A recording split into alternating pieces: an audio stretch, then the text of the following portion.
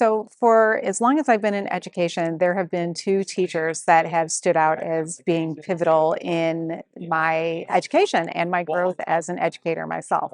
The first one goes all the way back to eighth grade.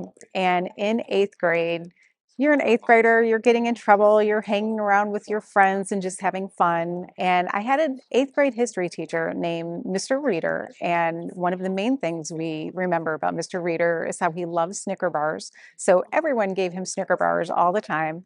And there was one particular instance where I was with some friends and we were just goofing off and having a good time and got in trouble. And he pulled me aside and he said to me, "What are you doing, Nicole?"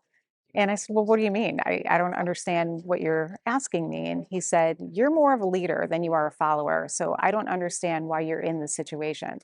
And it was fascinating because it was the first time in my life anyone had ever said to me, "You're a leader."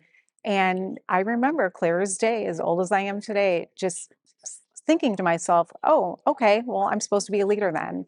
And it stayed with me and influenced me. And to this day, he is pivotal in me being in a leadership role. So the second teacher that impacted me greatly doesn't come from being a child, it comes from being an adult. And this was my supervisor when I was student teaching. Her name was Verna Scott. She was a first grade gifted teacher, and I had the pleasure of being in her classroom for half a year. And for whatever reason, we just clicked, and she took me under her wing, and she became a lifelong friend.